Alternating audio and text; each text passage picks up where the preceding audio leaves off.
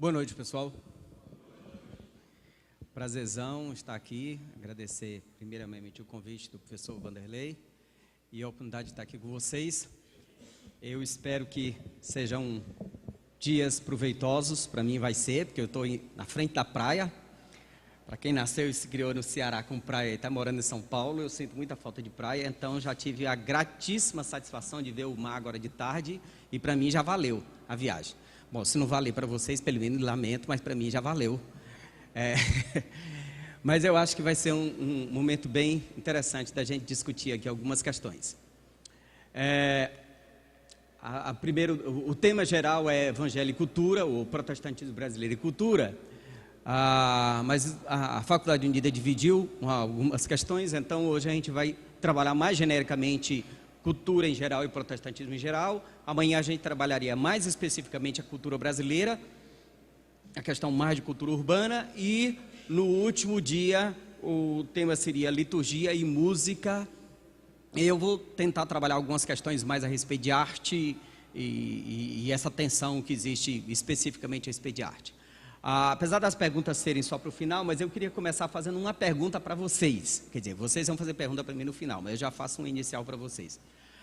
Eu presumo que pelo ambiente todo mundo aqui seja evangélico, né? Eu gosto muito de brincar no seminário lá em São Paulo, que seminário teológico evangélico hoje é muito engraçado, que tem até crente, né? E eu, pelo menos aqui, parece que tem muitos. Digamos que você é identificado no seu trabalho, ou no seu condomínio, em algum lugar secular, não na igreja ou aqui na faculdade, que tem toda essa característica mais evangélica, mas você é identificado em algum lugar como sendo evangélico, como sendo protestante, no termo clássico. E aí as pessoas perguntam para você assim, qual é a marca protestante brasileira na cultura brasileira? O que você diria para ela? Não, aí não vale. Pois é. Nenhuma é muita.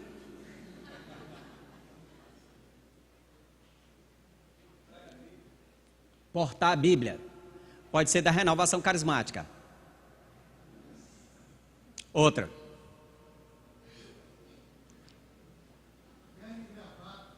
Pode ser porteiro de shopping. Outra. Um aviso.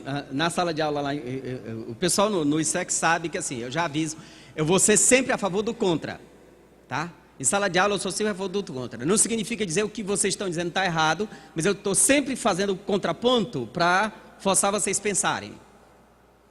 Outra coisa. Expulsar demônio pode ser babalorixá. Babalorixá também expulsa demônio. E curar também, terreiro de macumba também cura. Centro espírita, hospital. Orar nos Aí você me pegou, eu não pensei. Orar nos bondes, faz tanto tempo que eu não ouço isso. Isso é boa. Eu estou dizendo que aqui tem muito... Oi? Tem espírita, eu não conheço, esse dado eu não conheço de espírita que vai no monte. Mas tem? Eu sei que vale tem mais a ver com, tem grupos espíritas que eu conheço que são ligados a vale, mas a monte eu não sabia. Eu começo um texto dizendo o seguinte: as imagens são belíssimas. É um comercial de 30 segundos produzido pelo governo para incentivar o turismo nacional, uma bricolagem.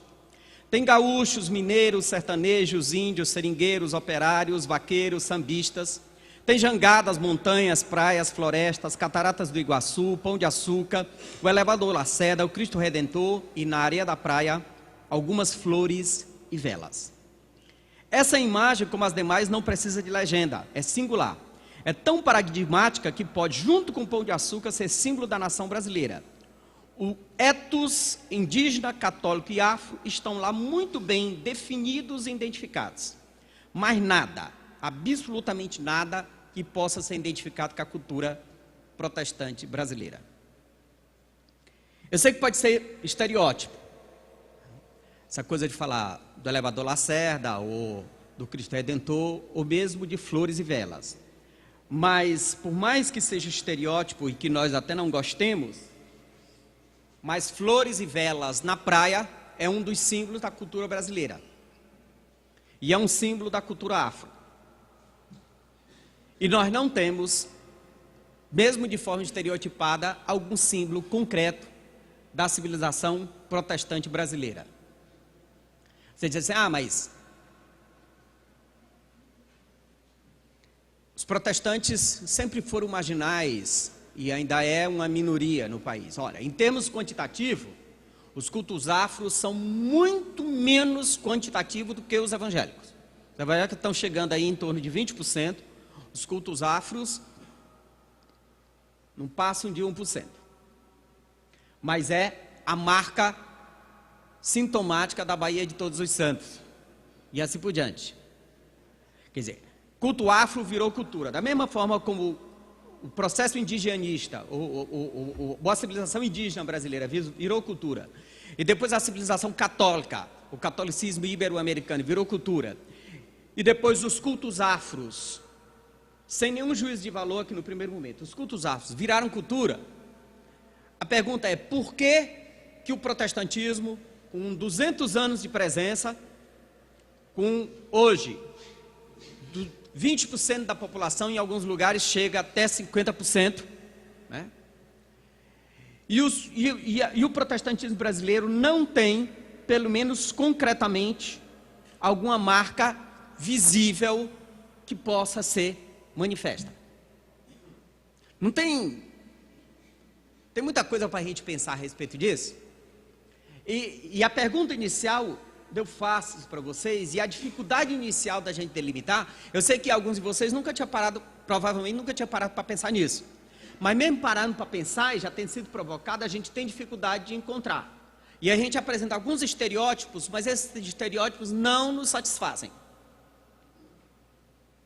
Agora, mais uma chance para vocês. Alguém não consegue identificar nenhuma marca boa, positiva, sem a coisa caricata do paletó, da Bíblia ou qualquer outra coisa? Alguma marca significativa? A cruz. A cruz na América Latina é católico. Até porque, e aí, só um instante. Um dos grandes traços desse protestantismo brasileiro é que a cruz sempre foi símbolo do cristianismo durante toda a história, desde o primeiro momento. Na Europa e nos outros países, cruz é símbolo do cristianismo. No Brasil, na América Latina chega como símbolo do cristianismo, porque chega junto com a colonização. Tudo bem, você vai dizer colonização complicada, a portuguesa e a espanhola, mas chega com a civilização cristã. Mas a nossa tradição protestante, como precisa ser anticatólica, eliminou a cruz. É muito significativo que nós estejamos numa capela que tem a cruz, mas isso aqui é acidente de percurso, porque isso aqui é luterano. Mas majoritariamente nas igrejas evangélicas, cruz é símbolo de católico, quando cruz deveria ser símbolo do cristianismo.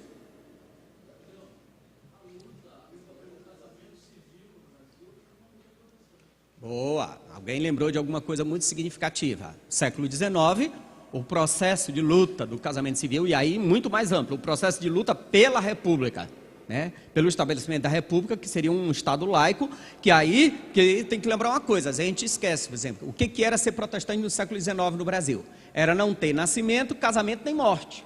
Porque se a Igreja Católica era a religião oficial, era a Igreja Católica quem dava o atestado de nascimento, o casamento e a morte. Portanto, ser protestante era ser marginal. Então, por exemplo, como é que se davam os casamentos protestantes na época? Todos os casamentos na época eram, como diria o nordestino, amancebados. Era um casamento oficioso. Por que você tem nas cidades grandes? Eu não sei se aqui em Vitória tem, mas nas cidades maiores desse país, Rio de Janeiro, São Paulo, tem cemitério dos protestantes. Por quê? Porque o cemitério é domínio da Igreja Católica, e a Igreja Católica, ainda hoje, de vez em quando a gente ouve falar dessa expressão, Campo Santo, se chama, pelo menos quando era estatal e quando era da Igreja Católica. Hoje, quando privatizou, então ninguém chama mais Campo Santo. Ou seja, se é um Campo Santo, não pode enterrar um herege. Por isso você precisa ter cemitério de protestante e cemitério de judeu. Mas no século XIX, o protestantismo foi o grande defensor das liberdades civis. Velhos tempos que o protestantismo era a vanguarda nesse país. Outra coisa. Boa! Isso sim. É uma das coisas mais significativas da manifestação protestante nesse país, são as escolas de tecnologia. Que as primeiras escolas, primeiras e únicas do século XIX, são dos protestantes. O Bennett, no Rio, e o Mackenzie, em São Paulo, são os dois principais símbolos disso. Mais uma vez, velhos tempos que o protestantismo era a vanguarda, ou seja, no século XIX, o protestantismo era o grande defensor da democracia, do casamento civil, das liberdades individuais, da abolição da escravatura, da tecnologia, ou seja, era a vanguarda em todas as manifestações políticas e sociais. Velhos tempos. Mas tem duas coisas muito significativas do protestantismo no Brasil que passa muito desapercebido, na maioria das vezes, por nós. Se não fosse protestantismo no Brasil, nós não teríamos tido início e preservação de música clássica. Quem traz música clássica e quem preserva, e a base, ainda hoje, a base das orquestras sinfônicas, de uma ponta a outra, é formada por evangélicos. São evangélicos, assembleianos, pessoal da congregação cristã, presbiterianos, batistas, que desde pequeno tem um senso muito mais apurado por música, começa a estudar música incentivado pela igreja e termina se tornando os grandes maestros, os grandes musicistas desse país. Diga, querida. E aí desemboca nos corais, porque assim, basta ir para concurso de coral, qualquer coral evangélico canta melhor, porque cá entre nós, eu sei que está gravando, é ridículo isso, mas como eu não tenho moral e não tenho nome a zelar, eu posso dizer, católico canta ruim, que não acaba mais, né? Como canta ruim. Tá? Então assim, quem tem essa tradição de cantar, não precisa muito não, nesses concursos de calouro, qualquer um dos calouros que canta muito bem pode saber, começou na igreja. Música. Música, uma das grandes contribuições dos evangélicos nesse país foi para o refinamento musical. E aí tem um pouco, depois fica um negócio meio pernórtico, né? Porque principalmente as igrejas tradicionais ficam muito snobs com essa coisa do clássico, e aí não dá nenhum valor à cultura, à música mais popular. Por exemplo, por que samba foi satanizado durante a vida toda no mundo evangélico? Porque samba nasce no morro, aí coisa de morro, pobre, negro, é de Satanás. Então assim, um pouco bem do chavão e um pouco bem do racismo que de alguma forma, mas eu não quero ficar falando muito das coisas negativas, eu quero assim, tentar pelo menos de início elevar a nossa autoestima. Então, música e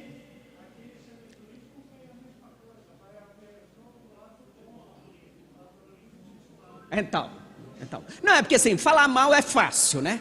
Falar mal é fácil. Se a gente quiser, a gente fala mal com... Na origem. Amanhã, quando eu for falar de cultura brasileira, eu vou falar de futebol, que é muito interessante essa introdução do futebol no Brasil aqui. Mas eu vou me conter e deixar para amanhã.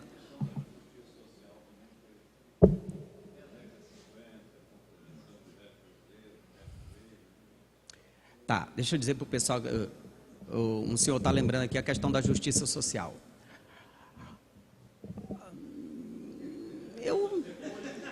Eu gostaria muito de acreditar nisso plenamente. Sim. Não. Sim.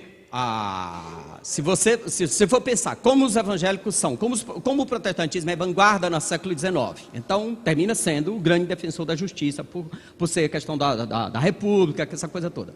E depois, nas primeiras décadas, são os primeiros a dar oportunidade das mulheres, a questão do espaço das mulheres, depois cuidar de pobres, e aí sim, nesse aspecto sim, questão da justiça. Mas protagonismo de justiça mesmo, nós deixamos a desejar.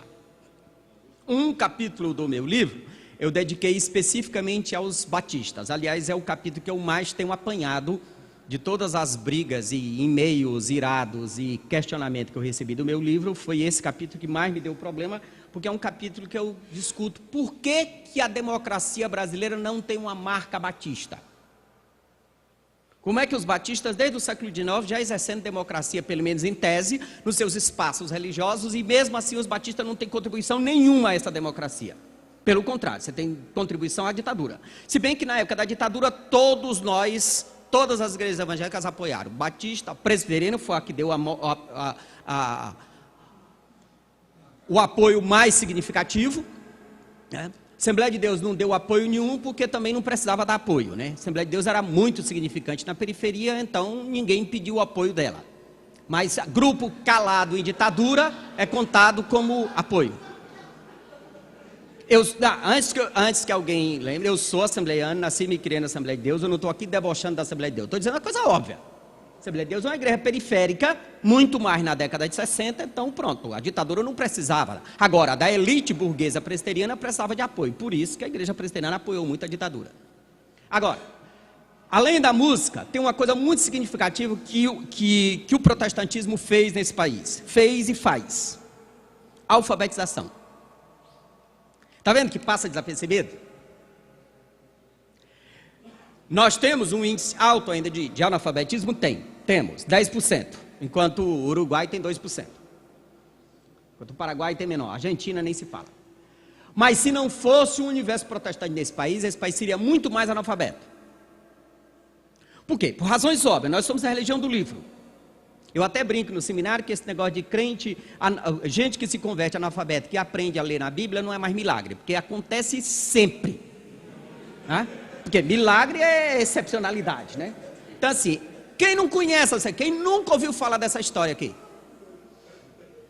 Todo mundo que é crente sabe disso. Série de pessoas que se convertem são analfabetas, principalmente de igreja mais periférica da Assembleia de Deus, como eu sou. Quer dizer, são levas de pessoas que se convertem analfabetas e aprendem a ler. Por quê? Porque chega na religião do livro, todo mundo com um livro grande. E assim, como eu brinco no seminário, para desespero dos preguiçosos, um livro grande, né, que não tem figura. Né? Então, quem não gosta de estudar está na religião errada, né? Quem não gosta de ler, lamento, mas escolheu a religião errada. Então, aí o pessoal se converte e quer aprender a ler. É muito simples, querido. Se você fizesse assim, estatísticas do Morro Pavãozinho, do Rio de Janeiro.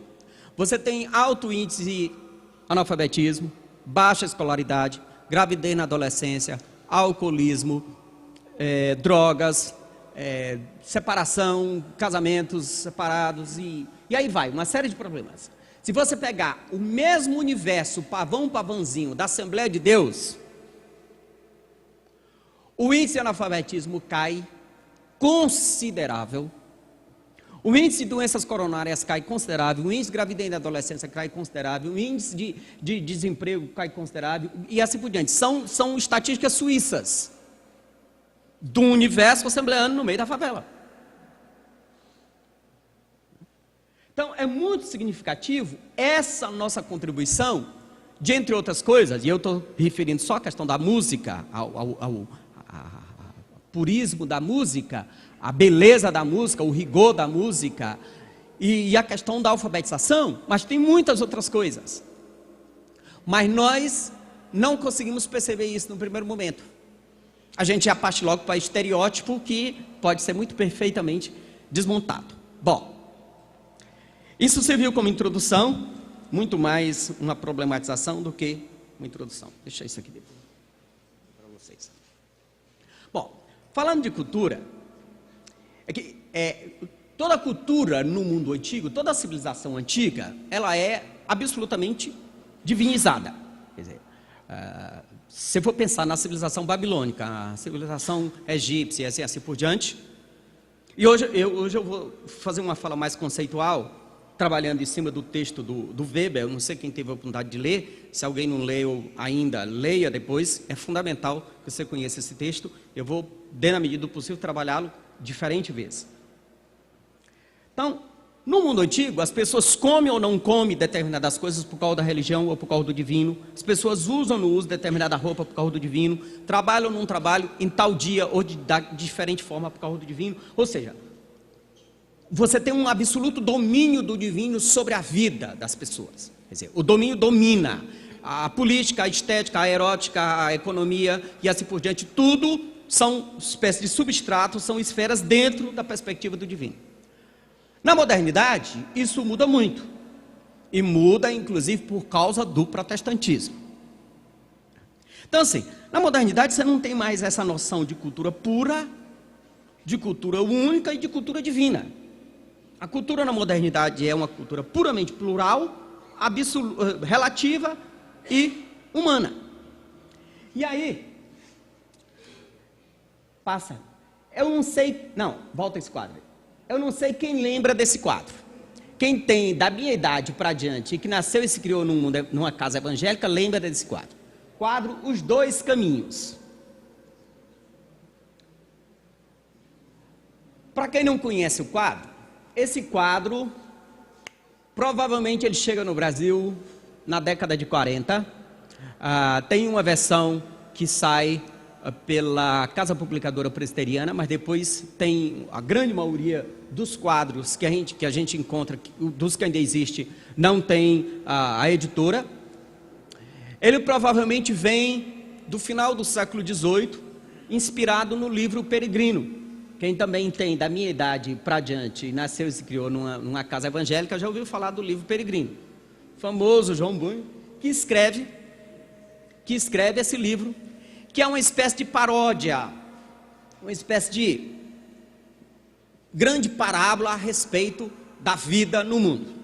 E aí tem aqui, não sei se está dando para todo mundo perceber, mas para quem nunca viu o quadro vai ser complicado. Nesse primeiro momento aqui, ó, aqui tem uma entrada grande, sejam bem-vindos. E aqui tem salão de baile, cassino, teatro. E isso aqui é o que caracteriza o caminho largo.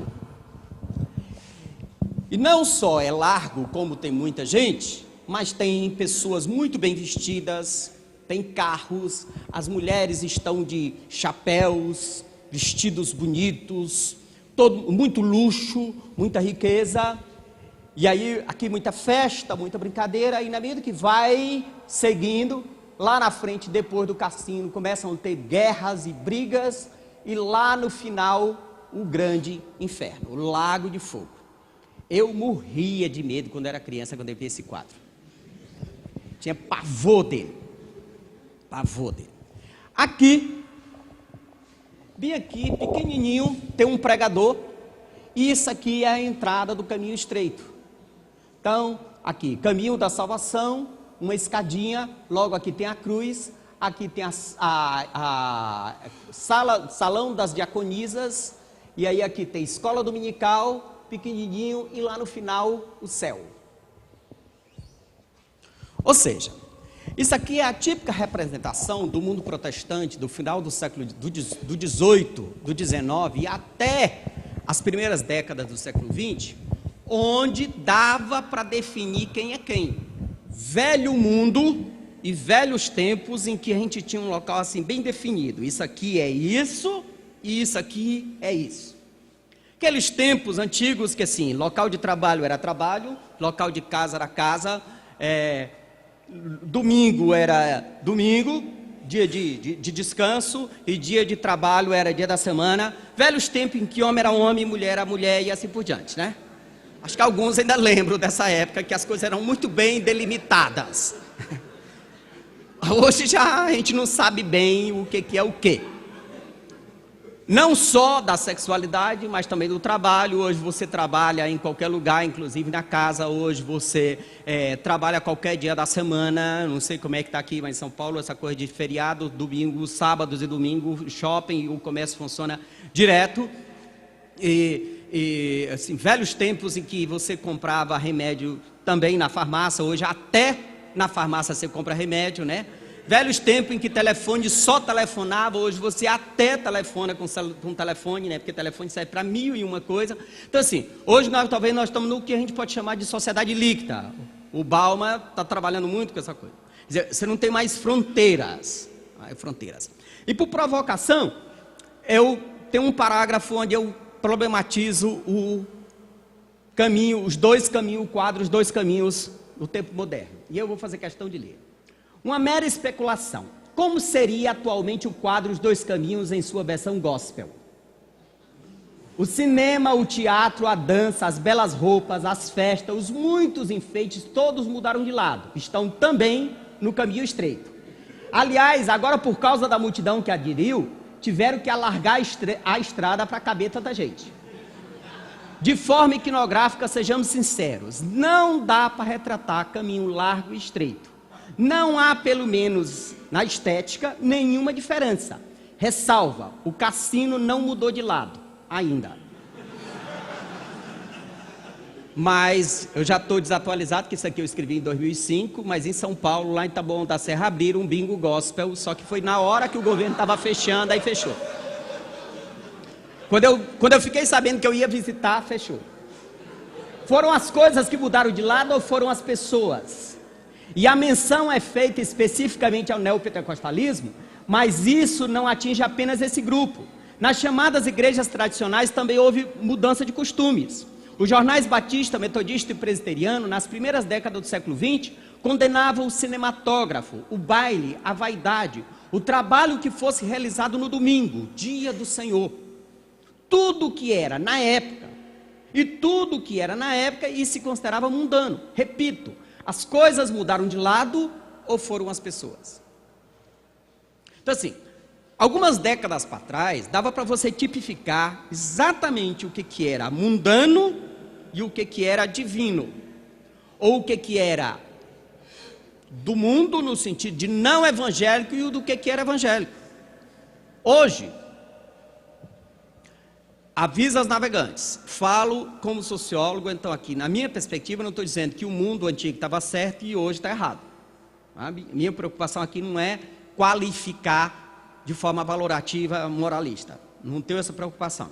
Isso aí é coisa para pastor. Quem é pastor aqui que tem que fazer essa obrigação. Eu não tenho essa preocupação. Pode passar.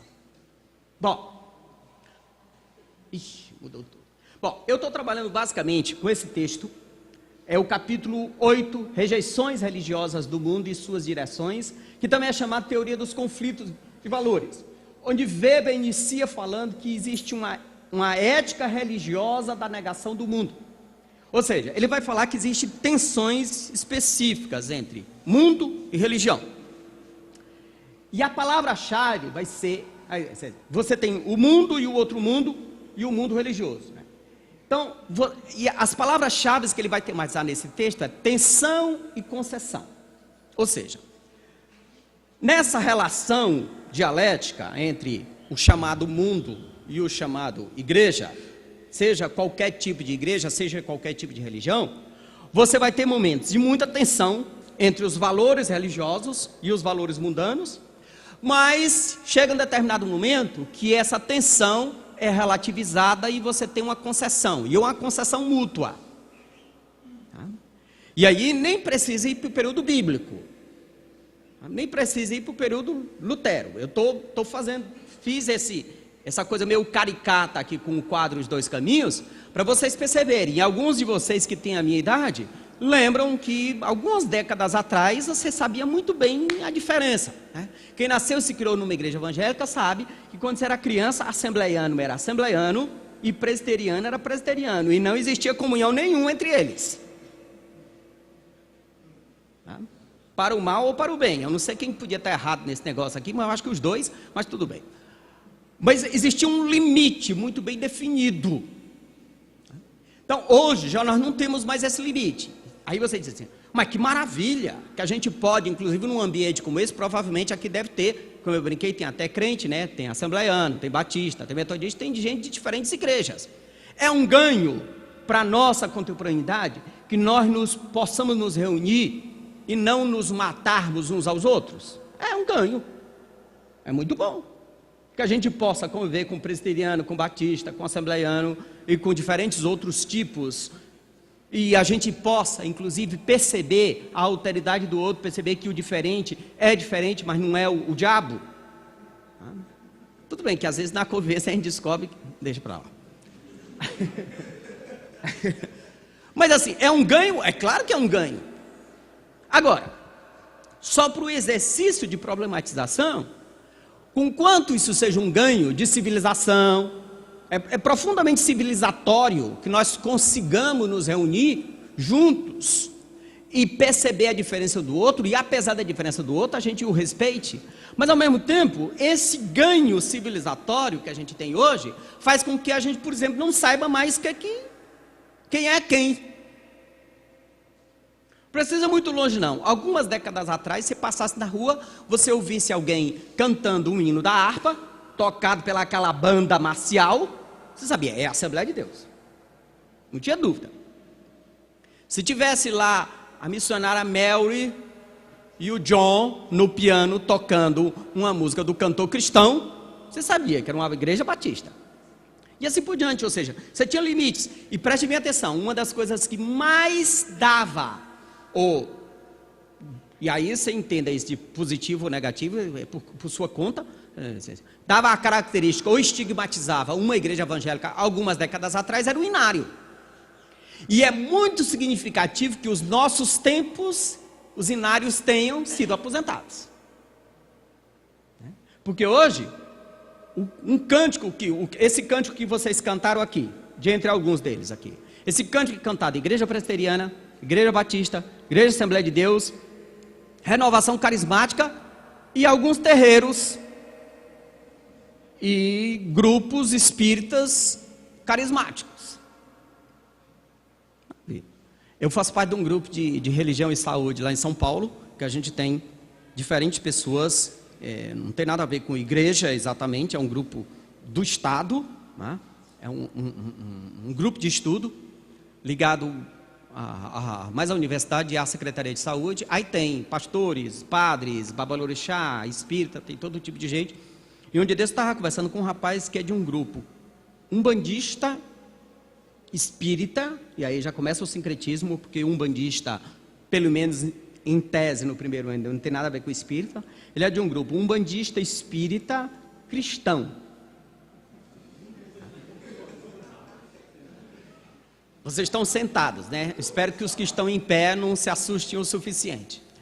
Nesse grupo espírita, eles fazem mesa branca de disciplinamento, de doutrinamento, onde baixa um Exu, que não tem nada a ver com espiritismo, e nem com umbanda, e nem com cristão. Exu é de candomblé. Então, mais uma forma de sincretismo, que é uma bola quadrada. E esse Exu é paulino, ele só lê as epístolas de Paulo.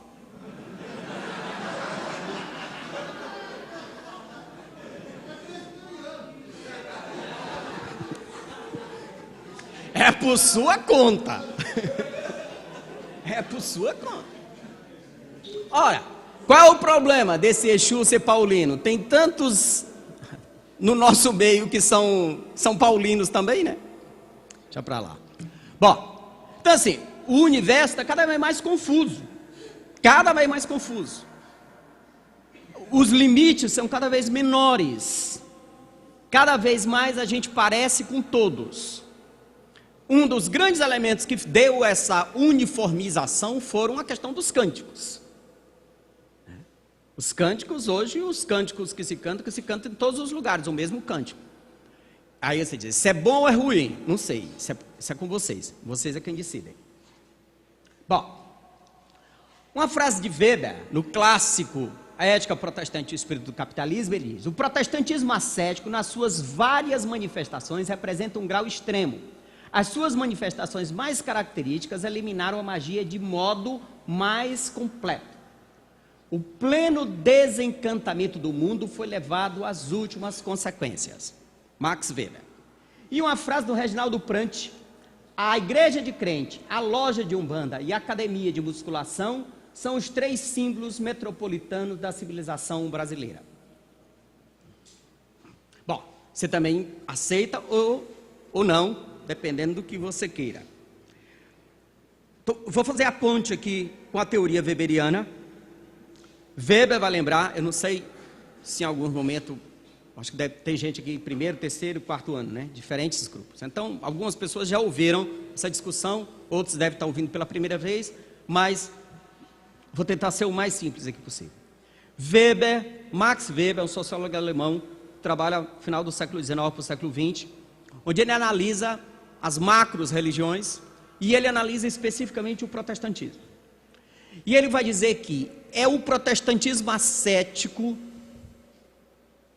que especificamente, o protestantismo europeu, de corte puritano, que se solidifica na Europa e depois chega na América, é que é a única religião que leva às últimas consequências o processo de desencantamento do mundo.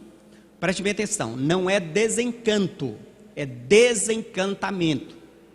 De forma simplória, ele está dizendo o seguinte: é o protestante ocidental, e é por isso que a civilização ocidental majoritariamente tem essa perspectiva, é que olha para o mundo, para a realidade não com uma realidade mística e esotérica. O mundo é físico, concreto, material, completamente diferente e distante do divino, e o divino é um Deus pessoal, ético, que age e constrói esse mundo distante e diferente dele. Porque Weber está fazendo o paralelo entre o mundo ocidental, cristão, protestante, ascético, pietista, e o mundo oriental, confucionista e hindu, naquela perspectiva bem panteísta do mundo antigo, do mundo oriental. Principalmente, e aqui talvez, mesmo que de forma caricata, mas a forma mais simples de entender isso aqui, é perceber, por exemplo, como que o hindu percebe a realidade. Para o hindu, a realidade é toda divinizada. Por quê? Porque toda a realidade é divina, quer dizer, tudo que existe é divino. E a lógica é muito interessante, quer dizer, só pode existir alguma coisa que tenha a categoria do divino, porque só o divino existe, só o divino tem capacidade de existência.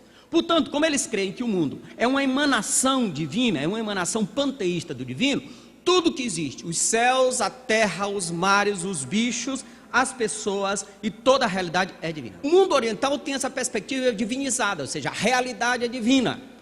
E você não tem distinção entre o que é o ser, o divino, a natureza, porque tudo é divino, de forma panteísta. Por isso você tem as gradações, as hierarquias, as castas. Ora, no mundo ocidental, por perspectiva, por influência judaica cristã, você tem a perspectiva bíblica de que Deus é o Criador, e Ele cria a natureza e a humanidade distinto dele e distinto um do outro.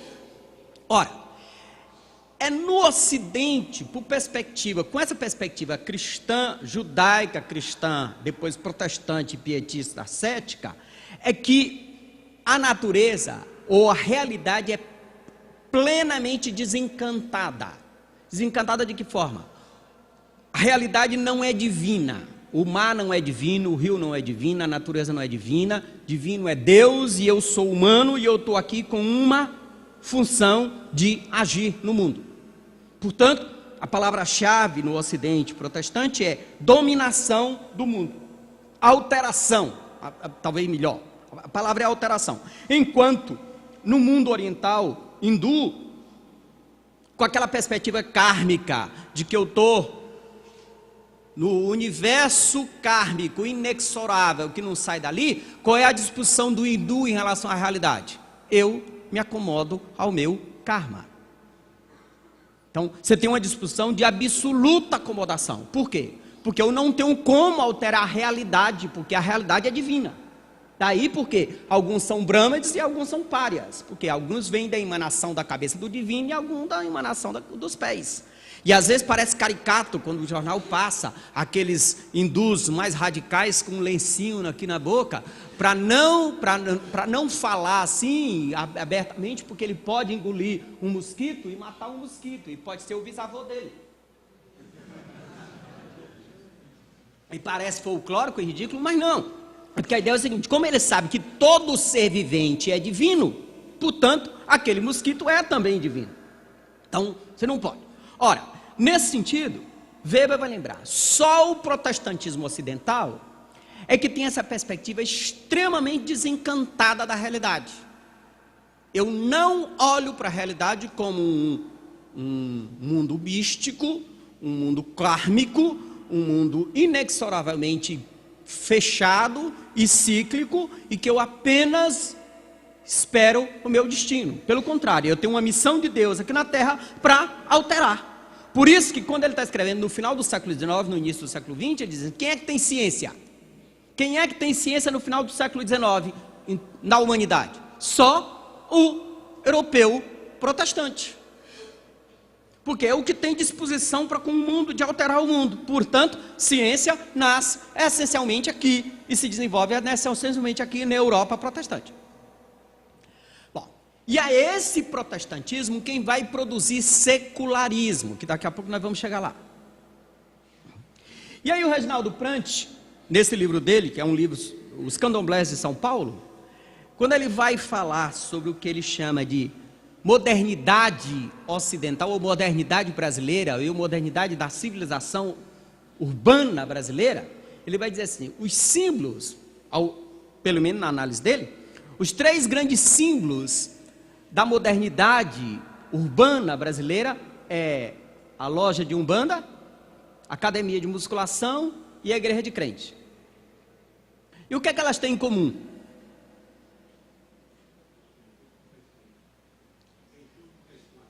Tem tudo que tem a esquina. O que mais?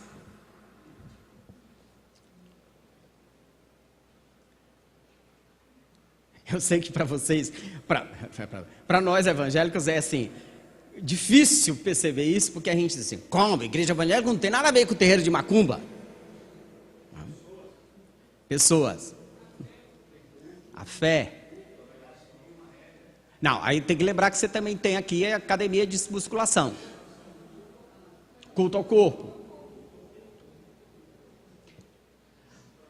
O desenvolvimento da fala dele é o seguinte, são 3 celebrações da individualidade. 3 espaços que celebram a individualidade. 3 espaços onde o indivíduo está sendo servido. Se você não concorda, é outra história. Mas nada mais individualista ou propícia ao espaço dessa celebração do indivíduo do que os nossos modelos religiosos hoje. Tá? A gente vai voltar a essa discussão mais na frente. Bom, além disso, Weber vai lembrar que você tem uma questão, uma outra marca da questão da cultura ocidental e da cultura religiosa, é a questão do sagrado e do profano. Eu vou ter que passar isso aqui muito rapidinho, mas assim, no sagrado, e aí, com certeza todos vocês conhecem o Antigo Testamento, né, a lei mosaica. O que é fundamentalmente o estabelecimento ali do Levítico? É o estabelecimento dos limites do sagrado. E aí, é quase redundante eu dizer esse limite do sagrado, porque na medida que você fala de sagrado, você já fala de limite. Você já tem que estabelecer limite. Então, o que é fundamentalmente a questão do Levítico? É estabelecer um espaço para o sagrado e um espaço para o profano. E aqui profano não é o maldoso, o imoral, o diabólico. O profano aqui é o não sagrado. Ou seja, dentro da excepcionalidade do Levítico, se estabelece um dia sagrado em relação aos outros dias. Por quê? Porque o que é o dia sagrado? É o dia de servir a Deus. Porque os demais dias são dias comuns. Então, lembrem bem, aqui profano é o não sagrado. Então, o sábado é sagrado, os demais dias são profanos. Por quê? São dias de você trabalhar normalmente. Ou seja, no sagrado está a excepcionalidade. No profano está o rotineiro. No sagrado está o indivíduo masculino, que não é coincidência. Tá? Então, assim, toda a ideologia machista vem estabelecida a partir daqui e isso vai progredir em diferentes outras manifestações religiosas até hoje. Até hoje. Não é nenhuma novidade. Então aqui é uma construção ideológica mesmo. Então o homem está no espaço sagrado e a mulher, como está no privado, está no espaço profano. E assim por diante. Ora, isso é típico do judaísmo antigo, mas isso é típico de todas as civilizações e de todos os fenômenos religiosos da antiguidade. Toda religião parte fundamentalmente desse pressuposto, do estabelecimento de um sagrado e de um profano. Tá? De um dia, uma categoria de gente e um espaço. Então o judeu tem um templo, tem um sábado e tem um sacerdote. Ora, vocês lembram perfeitamente da resposta que Jesus dá para a mulher samaritana quando ela pergunta, onde é que a gente deve adorar a Deus?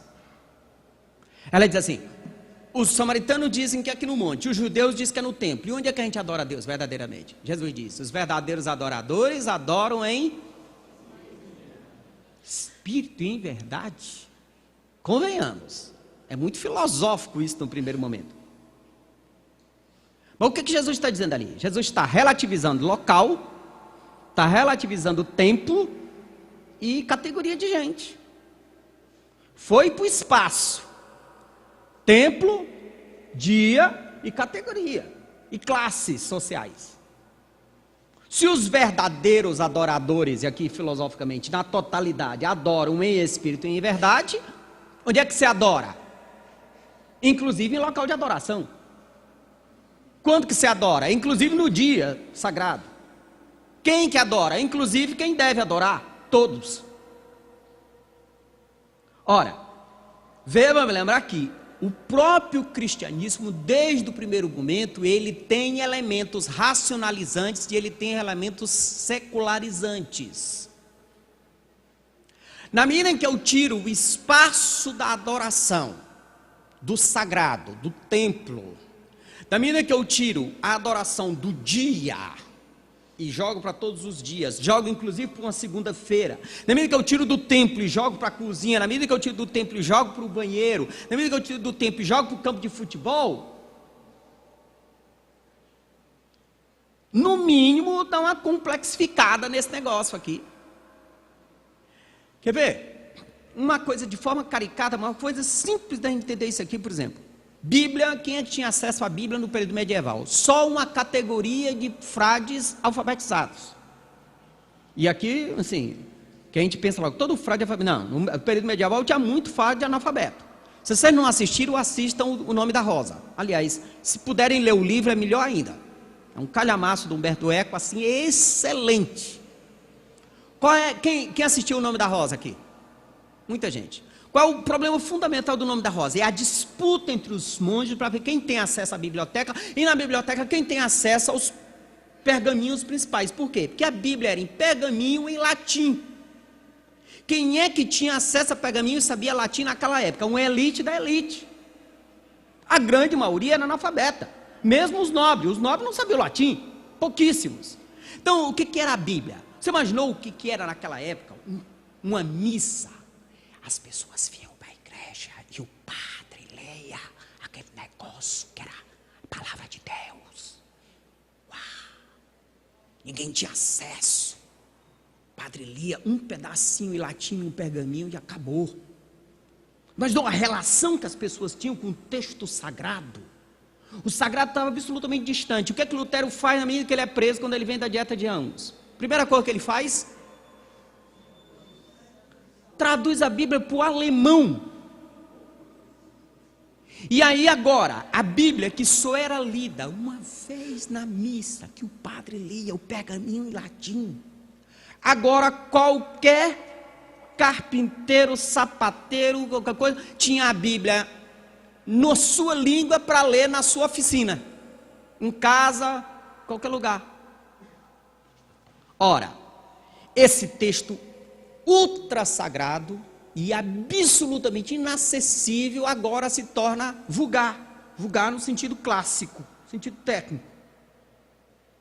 O que vai acontecer com isso? Perde a sacralidade. Perde.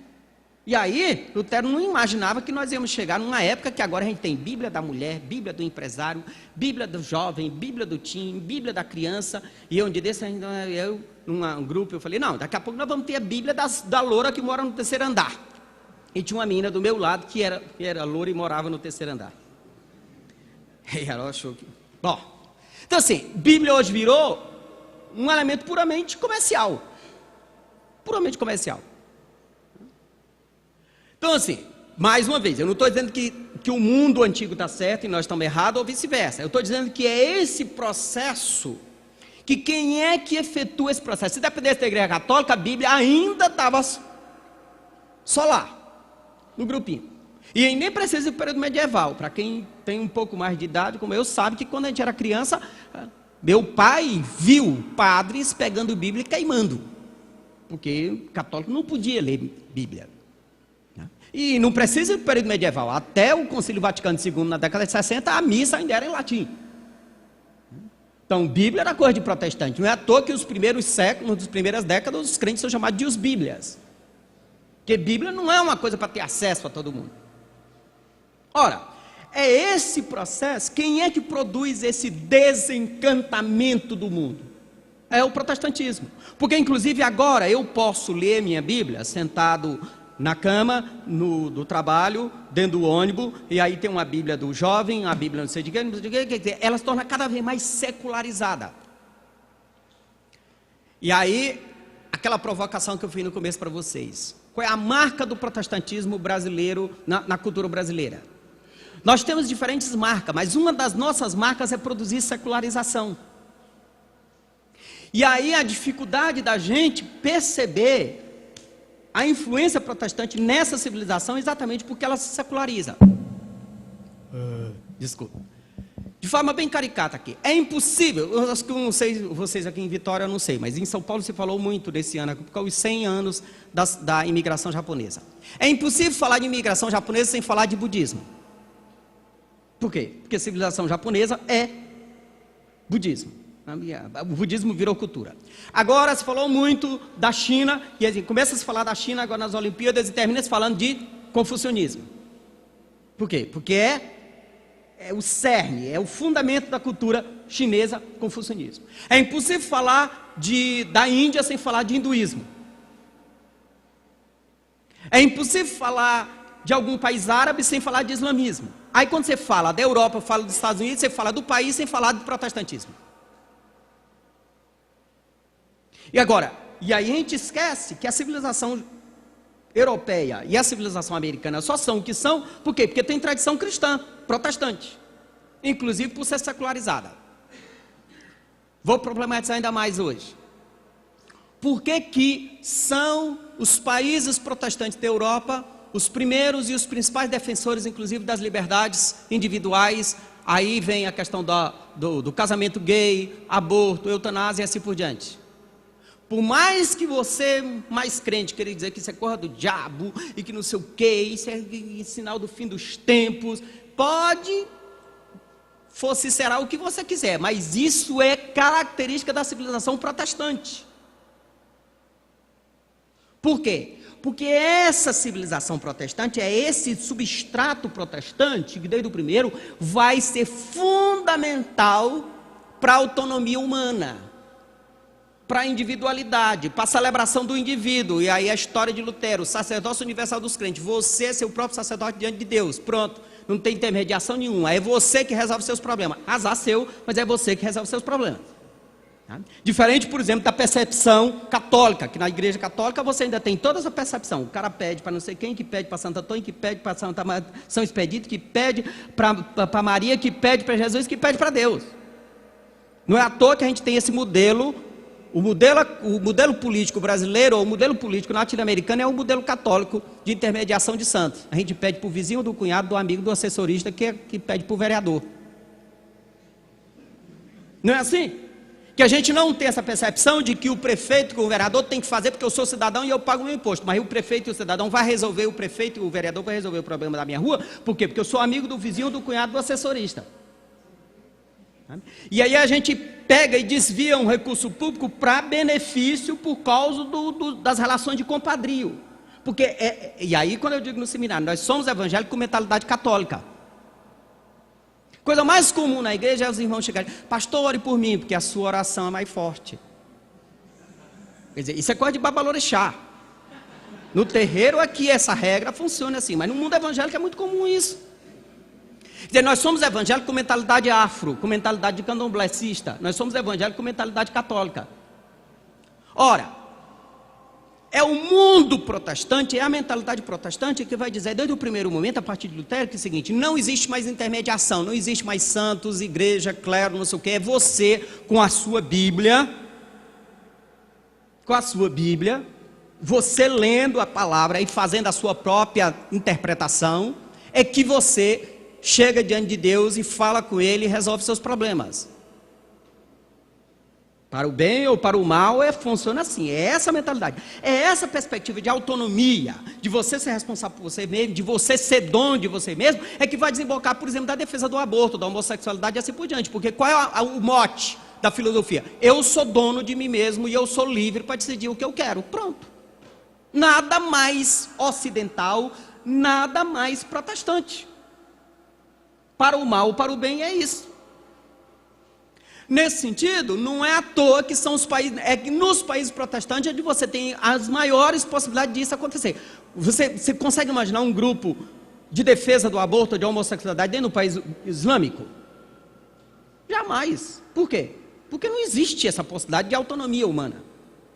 É no modelo protestante você tem isso. Então é esse modelo quem vai de alguma forma produzir isso. Ora, é por isso que quando a gente fala de China, a gente tem que falar de confucionismo, fala de algum país árabe, tem que falar de islâmico, e na medida que a gente fala da Europa, a gente não percebe o substrato e o fundamento protestante. Eu falo dos Estados Unidos, você fala dos Estados Unidos, aí fala de cinema, fala de democracia, fala do Bush, fala não sei o que, fala de certas coisas, e o substrato protestante. A gente nem lembra. E em alguns momentos é até melhor a gente não lembrar, né, que o Bush é protestante, mas isso é uma outra história. Né? Mas isso faz parte da natureza. Quer dizer, o modelo político dos Estados Unidos é essencialmente protestante, no sentido que apesar de ser um país, mas os estados são autônomos. Você já viu aquelas coisas esquizofrênicas de filme, que o cara vem, comete um crime aqui e vem correndo para poder atravessar a rua, porque do lado de cá o que ele fez é crime, mas do outro lado da rua não é. Do lado de cá a menina pode rodar bolsinha, mas do outro lado da rua ela não pode rodar bolsinha, porque do lado de cá nessa cidade é crime se prostituir, do outro lado não é. Faz parte da natureza protestante isso, da autonomia local. Por isso, nada mais batista e nada mais americano do que a igreja batista, e vice-versa. Eu não sei se isso é elogio ou insulto, mas a verdade é essa. Faz parte dessa natureza isso. Nesse sentido, nós produzimos um país profundamente secularizado, racionalizado, e que cada vez mais vai se distanciando dos valores. Isso é o que Weber vai chamar de afinidades eletivas. Ele vai dizer, no primeiro momento, o fundamento dessa realidade aqui é religioso, quer dizer, você faz isso por causa da religião, mas ao longo do processo progressivo é horrível isso, que redundância, ao longo desse processo, essa realidade vai se autonomizando, e daqui a pouco ela se realiza, não mais em função do religioso, mas em função dela mesma, ok? Então, deixa eu tentar concluir isso aqui. Passa isso aqui. Eu vou deixar isso para um outro. Só lembrando rapidamente.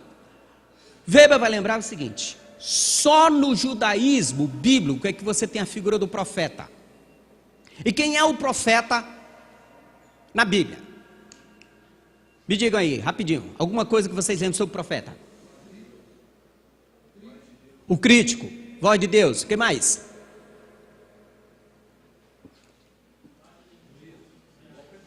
Juízo, boca de Deus, está ao lado dos oprimidos, denúncia.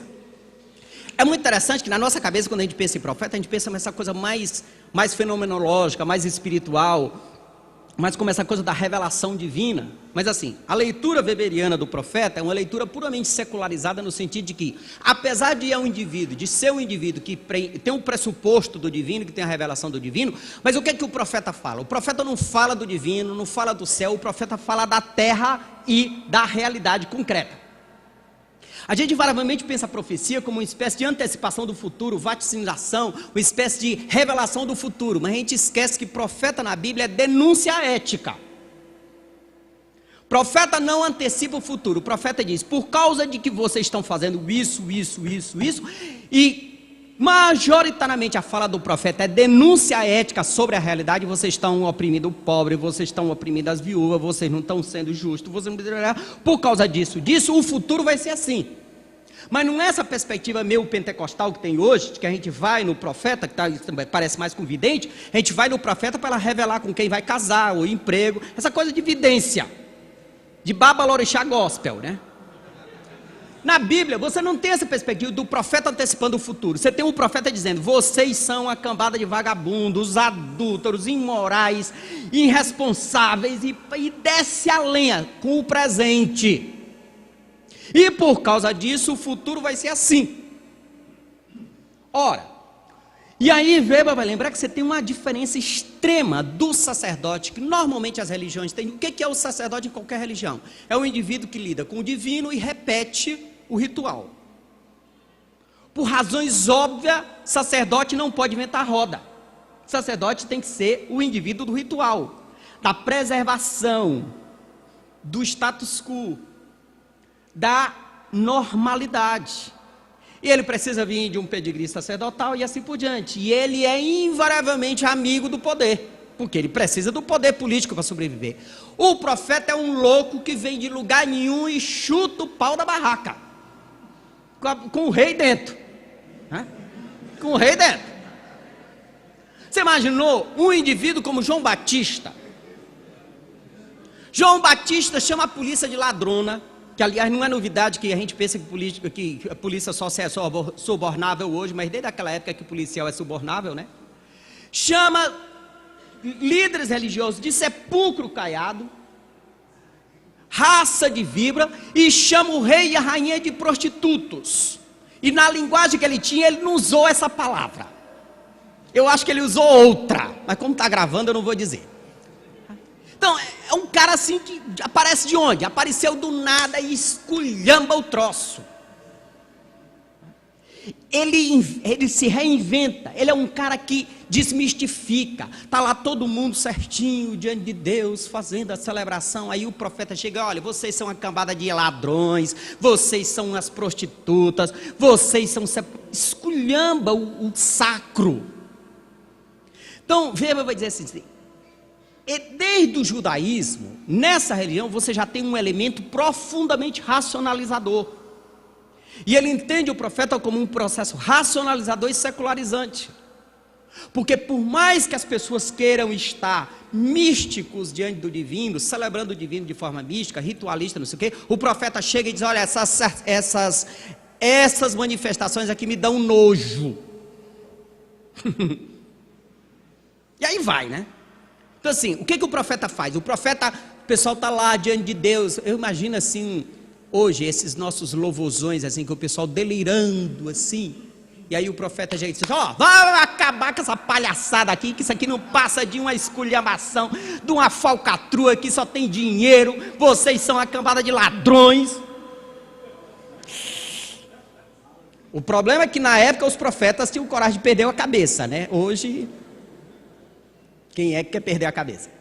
Então, o profeta, você tem desde o Antigo Testamento esse indivíduo que racionaliza, que seculariza, que traz as pessoas tão de forma mística nesse mundo místico, e o profeta traz as pessoas para o presente, para o agora.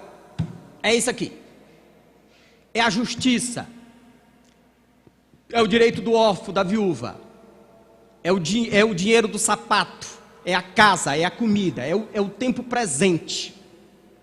Mas é incrível como a gente mistifica o profeta, e como o profeta é anti-mistificador. Então isso é um elemento fundamental da cultura, dessa tensão do mundo e cultura. Pode passar. Bom, aí aí eu quero voltar aqui, e eu quero tentar parar aqui nesse conceito que é fundamental, que é o conceito de desencantamento do mundo. Lembra, não é desencanto, é desencantamento, ou seja, o mundo não é mais encantado. E ele diz, são dois critérios fundamentais. Primeiro, é o grau com religião despojou-se da magia, portanto, eliminação da magia, ou seja, eu não percebo o mundo de forma mágica, de forma divina, de forma mística. O mundo é físico, humano, concreto. O mundo é mundo, justiça é justiça e assim por diante. As coisas são aqui. Deus é Deus e o mundo é mundo. Então eu me relaciono com o mundo, não de forma mística. E segundo, o que vai produzir secularismo, o grau de coerência sistemática que imprime a relação entre Deus e o mundo, e em consonância com isso, a sua própria relação com o mundo. Tentando traduzir. Você tem essa relação de horizontalidade, aliás, de verticalidade. De verticalidade, Deus, nós, o cristianismo, o protestantismo, herdeiro do cristianismo, herdeiro do judaísmo, tem essa percepção do Deus, do divino, como um ser soberano e supremo, que está acima e que eu tenho essa relação de horizontalidade com ele. E essa relação de horizontalidade passa de verticalidade com ele, ela é fundamentalmente consonante com a horizontalidade da minha relação com o outro. Ou seja, esse Deus é ético e pessoal, e me exige uma postura ética e pessoal com ele, e eu aqui tenho ela com ele, e o resultado disso é minha relação com o outro. Dizendo de outra forma, sabe? É o que em diferentes vezes os evangelhos, e João diz isso, você não pode amar a Deus se não ama. Ora, no mundo oriental, um monge budista ou hinduísta em alguns lugares, qual é o grande objetivo dele na sua meditação transcendental? É se colocar em posição de lótus, fazer meditação transcendental para anular os desejos e se desconectar com a realidade. E o outro? Que outro? Não existe outro. Existe o cosmo, existe o místico. A função principal e o meu objetivo fundamental é eu me conectar com esse mundo místico, que aí em alguns momentos se chama de Ivana, ou vai chamar não sei o quê, uma série de coisas. Ora, qual é a relação que eu tenho ética com o outro? Nenhuma. Eu não preciso ter relação ética, eu não tenho responsabilidade ética com ele. E aí, queridos, é uma coisa fundamental que a gente às vezes esquece, que o cristianismo é fundamentado nisso. É absolutamente possível, sem nenhuma pretensão de pregar e ser teólogo aqui ou ser pastoral para vocês, mas é absolutamente impossível você ser cristão e ter pressupostamente ou espiritualisticamente uma relação única e exclusiva com Deus e o seu irmão. Não tem nada a ver com meu irmão. Veja, quando eu disse que às vezes a gente é cristão com cabeça católica, a gente é protestante com cabeça católica, ou é protestante com cabeça candomblessista, às vezes a gente é cristão, ou pelo menos diz que é cristão com cabeça budista, com cabeça hindu. Porque a gente quer espiritualmente ter contato com Deus e o vizinho. Cristianismo só existe relação com Deus se tiver a correspondência com o vizinho. Ora, e traduzindo isso sociologicamente, a minha disposição com o mundo passa fundamentalmente com essa minha relação ética pela resposta que eu dou a esse Deus pessoal. Nesse sentido, eu não percebo o mundo de forma mágica, eu percebo o mundo de forma racionalizada, e eu, em relação à vida, eu ajo de forma secularizada, eu ajo de forma comum, no sentido de que eu sou humano. Dizendo de outra forma, qual é o grande modelo de cristão santo? O humano. Quanto mais santo, mais humano. Quanto mais gente, quanto mais pé no chão, quanto mais significante, quanto mais relevante para a realidade, mais santo. Na nossa cabeça, santo é um indivíduo que se separa. E aí é o contraponto que ele faz, por exemplo, com a questão da percepção mística que o cristianismo católico tem no período medieval. No período medieval você pode simplificar a realidade em 3 momentos. Assim, uma hierarquia, você tem lá as nobreza, o clero e a patuleia aqui, né? O povo. Quem é que serve a Deus no período medieval? Só o clero. E para servir a Deus, e aí vem a ideia do monastério, né? O monasticismo. Se vocês aí, alunos de teologia, já viram a história da igreja? Já viram a história da igreja? Sabe disso? Qual é a percepção de que você tem em alguns momentos no período medieval? Você só serve a Deus se isolar do mundo. E aí vai dizer, nesse novo modelo de cristianismo, chamado protestantismo ascético, você tem uma coisa que ele chama de ética intramundana.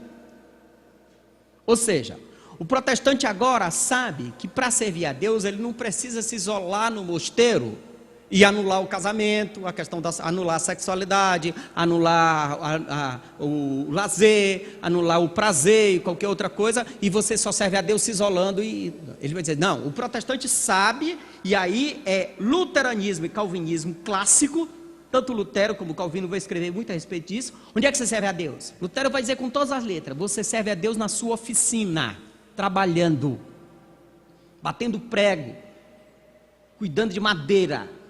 Por quê? Porque é a sua responsabilidade pessoal, com sua profissão, fazendo correto, vivendo bem, em horizontalidade aqui com seu irmão, sendo digno com seu irmão. É isso, é essa relação de horizontalidade digna que vai louvar a Deus. Ora, isso no primeiro momento é muito interessante, é muito bom, é absolutamente viável.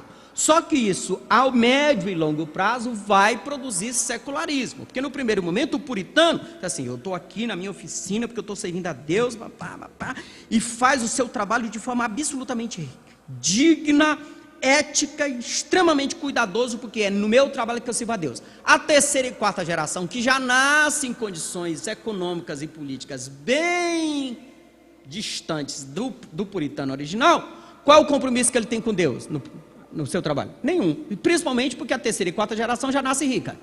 Aí a vaca vai para o brejo. Pode passar.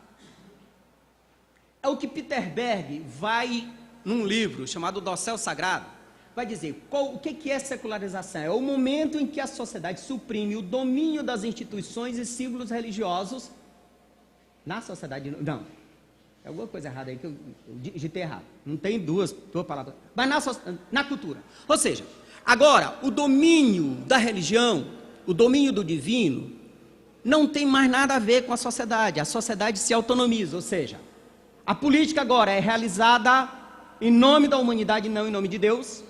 A cultura se autonomiza e o próprio indivíduo, de forma subjetivista, estabelece suas relações pessoais sem interpolação religiosa. Ok? Vai passar. Isso aí foi um errinho do muito interessante. E eu vou parar aqui para abrir para perguntas, mas deixa eu só citar um fato. Um dia desse eu estava vendo Quero mais água, por favor. Onde é que está a água? Eu estava assistindo um documentário da BBC. Um antropólogo inglês foi para Papua Nova Guiné, que é um protetorado inglês, e uma tribo. Lá ele passou um período com essa tribo e depois voltou para Londres e convidou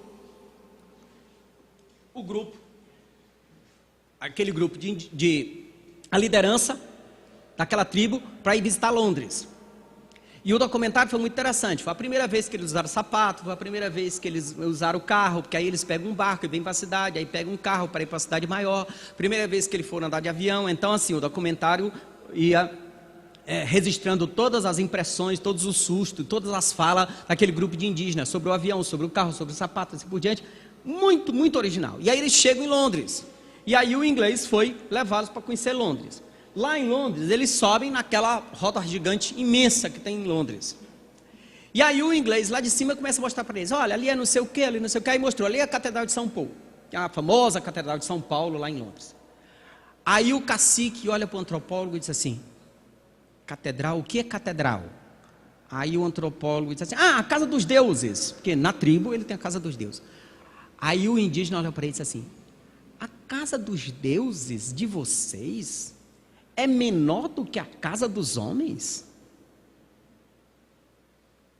Na cabeça dele é impossível que a casa dos deuses se perca no meio dos imensos prédios que tem lá. Que ele perguntou, e o que é aquele ali? É um banco, ali é não sei o quê, ali é um shopping. Quer dizer, os outros elementos dessa sociedade são maiores e mais importantes do que a casa dos deuses. E essa foto é do Iêmen. Você tem uma imensa de uma mesquita que os árabes, os muçulmanos gastam bom dinheiro com mesquita, mas mesmo assim ela desaparece diante dos grandes prédios que, convenhamos, a casa dos deuses não pode hoje competir com a causa da moeda, com a casa do shopping e assim por diante. Esses elementos hoje, numa sociedade secularizada, são muito mais significativos. Não precisa ir muito longe, não. Antigamente, onde que nascia e qual era o elemento fundamental geograficamente da cidade? A matriz. Não é à toa que ela se chama matriz. São Paulo era a Catedral da Sé. Hoje, em São Paulo, a Paulista é muito mais importante do que a Catedral da Sé. E isso vai, assim por diante. Ok. Você vai dar 9 horas. Eu paro aqui. Vamos abrir para perguntas. O uso e costume interfere na relação do homem com Deus? Sim e não. Oh, vocês estão pedindo demais da minha inteligência. Porque assim, isso é coisa para teólogo. Eu sou um coitado de um sociólogo, que assim, a gente brinca que sociólogo é cientista de retrovisor, a gente explica muito bem o passado. A gente explica muito bem o que todo mundo já sabe. Quer dizer, usos e costumes. Quer ver, eu estou num seminário, eu acho que vocês aguentam isso aqui. Eu não faria nunca o que eu não diria, nunca faria isso numa classe de escola dominical de novo convertido. Mas seminário, faculdade, quando a gente é adulto, se vocês não aguentarem, problema de vocês, se escandalizarem. Vocês não têm o direito. Por exemplo, a questão do batismo. Quando você começa ali no Evangelho, você começa ali João Batista batizando. Espera ainda, o que é batismo? Batismo é um rito de passagem que as diferentes seitas místicas da época faziam. E aí Jesus começa o ministério dele, tem um momento até que o Evangelho diz que os discípulos de Jesus batizavam. E aí depois a gente cria um cavalo de batalha imenso a respeito do batismo. Não, mas tem que batizar, porque se não batizar, e tem que ser aí um diz, não, aí tem que ser com pouca água, com muita água. Quer dizer, nós nos dividimos, nós criamos problemas seríssimos com o batismo, com a quantidade da água. Isso é significativo? Isso é absolutamente inútil, essa discussão. E aí, vou problematizar ainda mais ainda. Por que alguns batizam com criança, batismo de criança e outros batizam adultos? Aí vem os teólogos de plantão da denominação dizendo, não, mas porque Deus... E mete Deus num negócio que Deus não tem nada a ver. Deus não tem nada a ver com batismo, Deus não tem nada a ver com batismo de criança nem de adulto. Batismo de criança e de adulto tem a ver com a questão política. Quer ver uma coisa? Por que coincidentemente são as igrejas estatais que defendem batismo de criança? Por quê? Porque a igreja é quem delimita o nascimento, portanto é fundamental que o batismo seja das crianças, porque é a igreja quem define quando ela nasce. E por que são os grupos revolucionários no primeiro momento, no século XVI, assim por diante, quando os anabatistas começam, é que defende o batismo de adulto, porque é um grupo revolucionário contra o grupo estatal, e aí diz o seguinte, não, tem que batizar aqui depois de adulto, porque é um grupo de adesão, é o que Weber vai chamar, a igreja é um grupo de manifestação de membresia compulsória, e grupo seitas é um grupo de membresia de adesão. Ora, batismo de adulto, batismo de criança, não tem nada a ver com Deus, não tem nada a ver com Bíblia, não passa de uma manipulação política. A própria ideia de batismo. Batismo é um rito de passagem, é importante? É, mas se não tiver, acontece nada, não altera nada. É claro que, dizendo isso, numa classe novo convertido e adolescente, é pavoroso. Mas vocês têm que ter estrutura para saber isso. Batismo não significa nada, não é sacramento. Mais uma vez, nós somos evangélicos com cabeça católica. Para o católico é que batismo é sacramento. No protestantismo, batismo não é sacramento, é um mero rito. Não tem importância nenhuma, é puro rito, é puro mise-en-scène. Por exemplo, meu pai, quando começou o ministério dele na década de 40, 1940, no interior do Ceará, meu pai fez Santa Ceia com rapadura e garrafa de cana. Agora vai ter vinho, 1940 no interior do Ceará, pão. E hoje eu percebo como meu pai foi genial, como Deus deu discernimento para ele, como ele, um cara semi-analfabeto. E um dia, eu lembro que uma vez eu perguntei para ele, papai, por que você fez Santa Ceia com garrafa de cana? Ele falou, não tinha outra coisa. Então assim, nós somos muito ligados a costume, como se Deus estivesse preocupado com nossos costumezinhos. Nossos costumes são bobagem. Ora sentado, ora de joelho, batiza com água, batiza com pouca água, com muita água, homem de um lado, mulher do outro. Isso é babaquice religiosa, isso não tem nada a ver com Deus. Agora, é claro que a denominação vai jogar isso na conta de Deus para se valorizar. Porque se o povão descobre que isso não tem nada a ver com Deus, o pastor perde o emprego.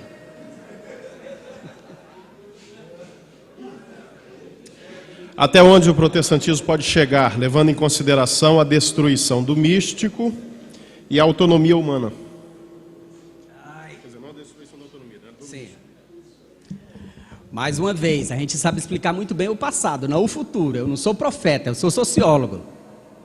Mas para não fugir completamente da pergunta, é uma discussão que a gente está tendo muito hoje em sociologia da religião no Brasil. Assim, esse protestantismo brasileiro, tem até um sociólogo que uma vez escreveu um artigo e deu uma polêmica muito boa, que diz: o futuro não será protestante.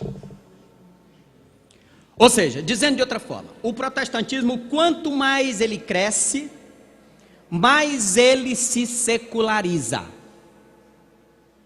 Ou dizendo o que o Richard Tarman diz no livro dele, História da Civilização Ocidental: o protestantismo tem o veneno que mata, tem um veneno intrínseco, que ele se mata a si mesmo.